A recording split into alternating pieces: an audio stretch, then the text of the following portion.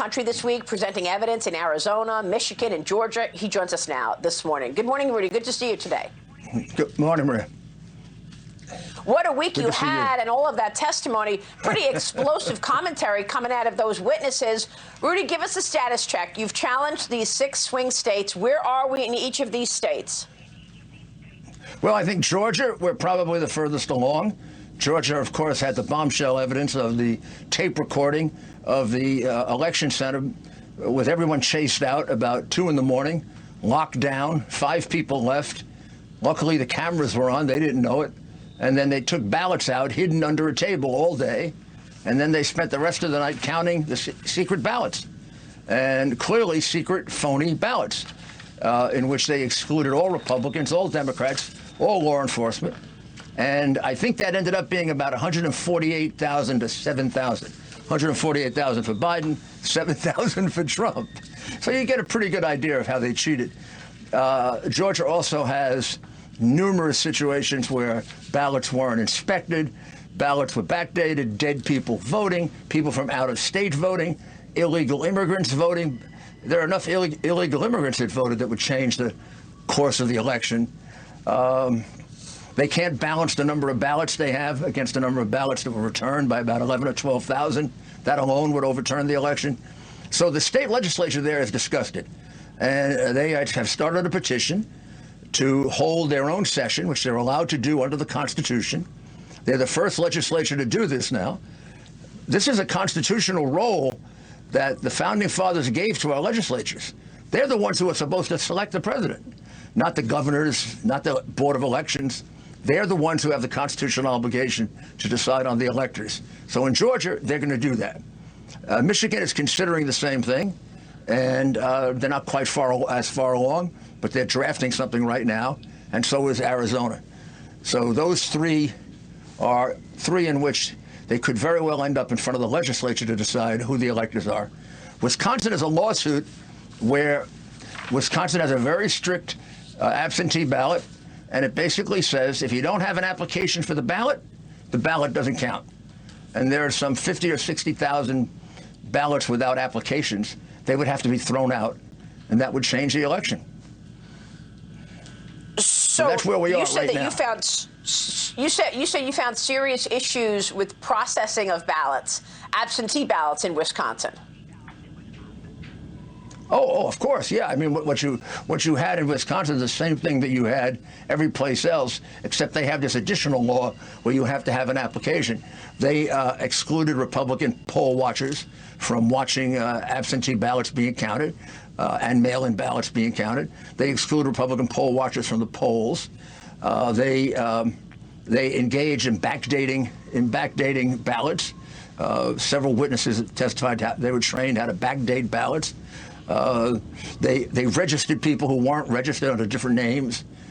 Each one of them has, in one degree or another, almost the same pattern of activity, one a little bit more than others. This was a pattern that was set by somebody in Washington because everybody else carried it out exactly in the same way. And they did it in the crooked cities.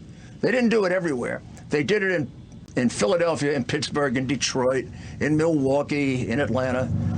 They went to places where there's a lot of corruption, and the courts are not exactly the fairest. Let's put it that way. So you think somebody in Washington directed this and directed the big cities in the big swing states to do these tweaks, whether it is the processing of ballots incorrectly or harvesting ballots, et cetera? Who did this? I mean, that would suggest this is organized, developed. Who is in charge? Who directed this then?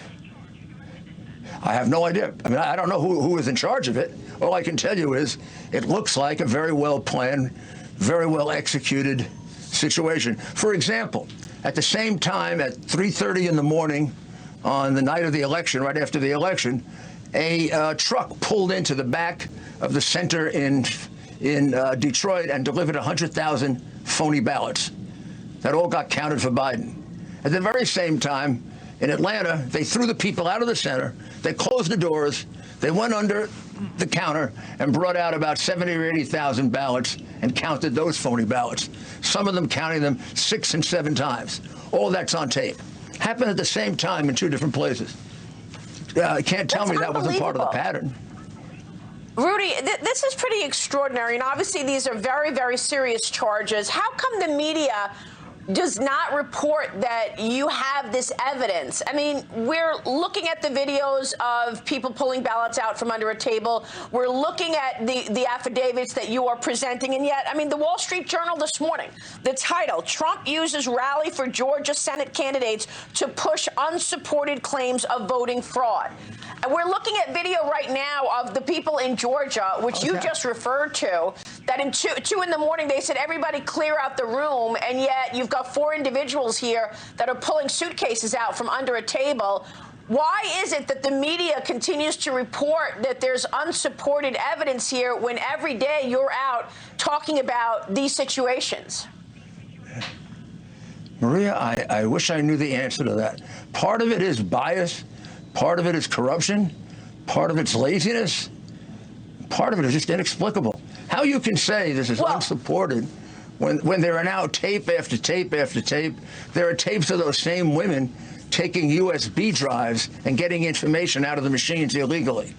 Those were played yesterday in Georgia, and nobody bothers to play that. I mean, there are 1,000 affidavits. 1,000 affidavits. This is a massive fraud all throughout the country.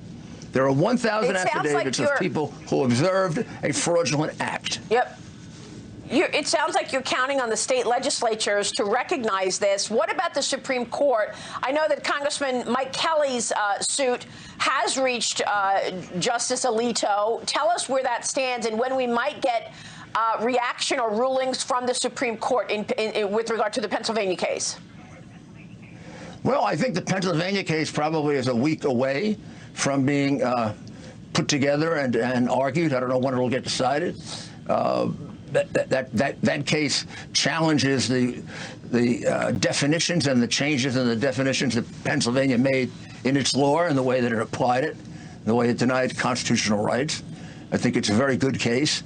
If any of these state legislatures change the electors based on their own analysis, of course, that'll be taken to the Supreme Court, and the Supreme Court will have to decide if it was done reasonably, rationally, or arbitrarily. That's the standard. A state legislature can make a choice of electors, but it has to be based on, substantial reasons of corruption, irregularities. In each case, each one of these legislatures has more than enough of that to sustain a Supreme Court challenge. Rudy, also in terms of where this happens next, I want to get your take on where we go from here and your timing. Do you believe you are getting heard? Do you believe that you still have a path to victory? We do. We're getting heard in the state legislatures. And once they make a decision, we'll get heard in the Supreme Court. We're not getting heard in the public, except for occasional shows like yours, a few others, a few interviews that we do, and social media. No, it's outrageous, the amount of blackout that's been put on this. I thought when that tape came out, I thought that would be like my goodness, look at this. People are stealing votes right in front of us. You called it a smoking gun. By the way, we just heard from John Ratcliffe, Director of National Intelligence, and he said it's very easy to figure out what went on with those 4 individuals. Let the FBI bring those 4 individuals in and ask them, what were you doing with the suitcases under the table? Have those people been questioned by the FBI? No. I mean, we'll get an answer right away, right?